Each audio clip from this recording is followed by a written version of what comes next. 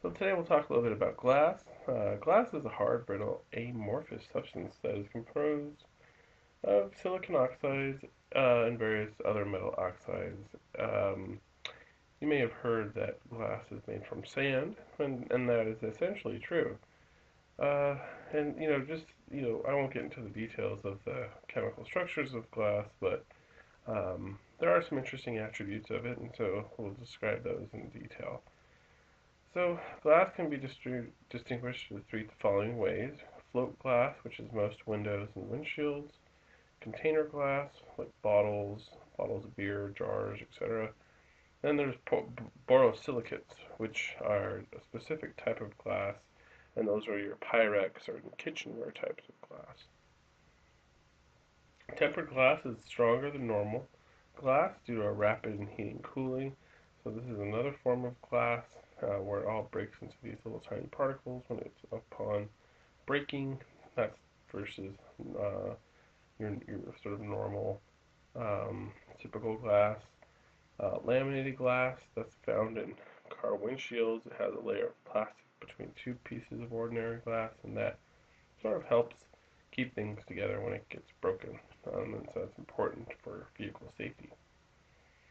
So, you want to really be mindful of the glass. And so, it can add a crime scene. Can you fit two pieces of glass, two or three pieces of glass back together? Can you reconstruct the pane of glass? Is that possible? So that could all be useful. And, packaging glass in solid containers might be a good idea, just in case you don't want anyone to injure themselves on it. So how do we analyze glass? Well, we have several different techniques. Uh, Aside from making just a pure physical match, like piecing together the pieces of a jigsaw puzzle, criminalists must find and measure properties that will associate one type of glass fragment with another type. So some of those are refractive index, density, color, and other surface characteristics. So density is an interesting thing. I don't know if you've ever had a drink or something where you've layered different types of drinks, beverages, whatever, on top of one another, and that can actually just look cool. And the reason why one liquid would sort of float over another, has something to do with its density. And so for glass, we're going to sort of utilize those same concepts. So, say you got a piece of automotive glass, different other pieces of glass in a mixed crime scene. You could try to start identifying those pieces of glass by first considering what the density of that glass is. So this just describes the test to do that. The flotation method. It's a quick way you can immerse the unknown in a liquid and change the medium so that you get to a point where the glass can float. Then you'll know something more about its density. The refractive index is interesting. This is an immersion method that uses an immersion glass particle, and then you add a liquid medium who has the same refractive index. And once you get to that point, you're equal to that of the glass particle, and it should sort of disappear. So this idea of match point is when the liquid medium matches the refractive index of the glass particle. There's also this thing called the Beck line. So that's a bright halo near the border of a particle that is immersed in a liquid of different refractive indexes. So when you're looking at glass, and you can analyze the cracks actually give you lots of information. So for a high velocity projectile, like a bullet, the exit side of a hole is larger than the entrance side.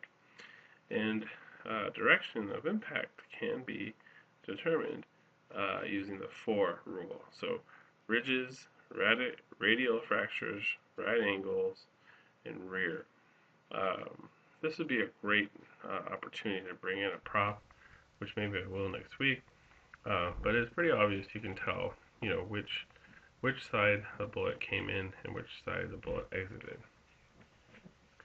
You can also analyze cracks, and this would be a great thing to consider, or at least practice for the final. But you can look at a sequence of impacts, and if they're from, say, multiple bullets, for example, then you can kind of figure out, which one hit first, and then you could look further in which direction from the inside or the outside. So you can start piecing this stuff together. That's really cool. So consider like, maybe you can, while you're watching this, think which one of these you think hit first. Okay, it's a good question. Glass analysis. So, other ways you can analyze glass is to use an instrument called the inductively coupled plasma mass spectrometer. We'll talk about it. It's kind of similar to the one we described earlier, but definitely different. And this is, utilizing this idea that, maybe there's different elements inside glass, and that can be useful for us. So the ICP-MS, this is, these are pretty bulky instruments, fill up like a whole room, at least the ones I was working with when, I was in undergrad and working on these things. But basically, the ionization source here is super, super hot. It's a plasma. It's approaching, some of the hottest thing you can actually get going on our planet. And what's useful about it is that this can ionize elements, and so we can actually detect those more easily. So you guys got to know a little bit about this type of instrumentation. So I won't harbor too much on it because we already talked about GCMS. But the inductively coupled plasma, the ICP, is a great way for element analysis. And so what we're not telling you right now is that, in this lecture, we're just, mentioning that it, it can actually be pretty useful if you already kind of know what you're looking for. Yeah. So, and I've actually used this instrument in the past. So that's kind of fun. Now, paint analysis is another interesting subtopic that we didn't talk too much on, so we'll describe it here. But crime labs can usually use this information. It's physical evidence. It's frequently encountered in hit and run, as you can imagine, and also burglary cases. So there's different types of paint: architectural and automotive. All paint usually consists of pigments, binder, which is resin, and then additives. And so the additives are used to give specific qualities to the paint. The binder provides the support medium for the pigments and additives. So, this is interesting. So, automobile manufacturers normally apply a variety of coatings to the body of an automobile, but they usually do it in the same way. So that can be, useful. This is paint from a Honda. Okay, there's no Hondas in this street, so then, maybe we need to know a little bit more about, what happened here. So, questioned and known specimens are best, and using a comparison microscope, you can look at the layering of the different coats of the different paints, and so there's base coats, the pigment coats, and clear coats to seal it all up. But as you can see in these images, looks like you have decent overlap, and so this might mean it's the same paint, and that could be useful. How many layers do you need to have to give the conclusion that the paint samples came from the same source? Well, there is no minimum. However, a lot depends on the uniqueness of each layer's coat and texture, and so this could be an issue. This is a different type of mass spectrometer, it's actually GC.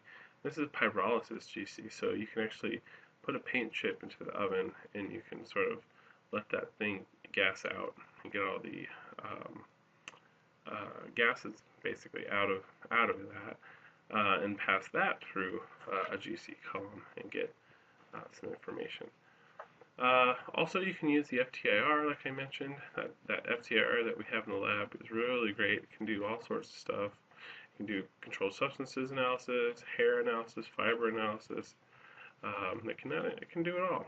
And I'm sure paint chips is also on the mind of this company. Anyway, you can get lots of interesting stretching events that correspond to specific things in your paint. Also, infrared IR can also work. So that's something to consider.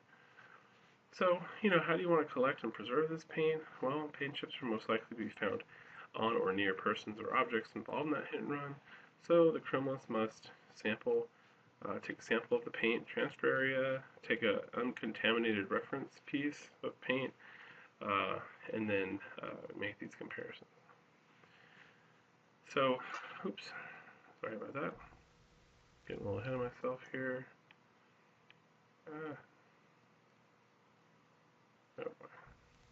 Okay. So, so this kind of gives you these images of the hit and run. You see like a gray car now has red paint on it, etc. So that can actually be where this could be useful. Okay, let's talk about soil. So, dirt. One of the early case reports we looked at, the dirt, the hair, a lot of these things all sort of came into play. So hopefully you guys remember that. But what is dirt? Well, it's or soil. Okay, it's rock material. It's environmental. So there's all the plants and all the leaves fall off. That can be a source. And then age, right? So the length of time the soil has been developing, and so that those numbers can vary as well. So soil examination. Most soils can be differentiated by their gross appearance. That includes their color, their texture, and their particle size. Geologists can compare the mineral content of soils as well. So, here's a little color swatches that you paint in your house. You want to know what paint looks like on your house. There's similar things for trying to determine what kind of soil you have and where it came from. And soil can break the case. A lot of these little nuanced boutiques, if you will, forensic science specialties, are going away because no one funds research science or science as much as they used to. It's a real sad thing. So anyway, here's some of the soil color here, and particle distribution is also interesting and can be used to make comparisons. This is just an example of separating out different particle sizes. So when you're collecting soil, you definitely want to take a standard reference soil, and to take that at various intervals. You might have a large crime scene, a lot of stuff's taking place. You be out there all day, so the soil will change as well. So that's something to consider. So these are just examples of some different types of soil might look like under scanning electron microscope. That's the SEM. We didn't really get a look at this instrument, but then also FTIR is one that it can be used for a lot of this stuff. Okay, that's it, guys, and I'll put this.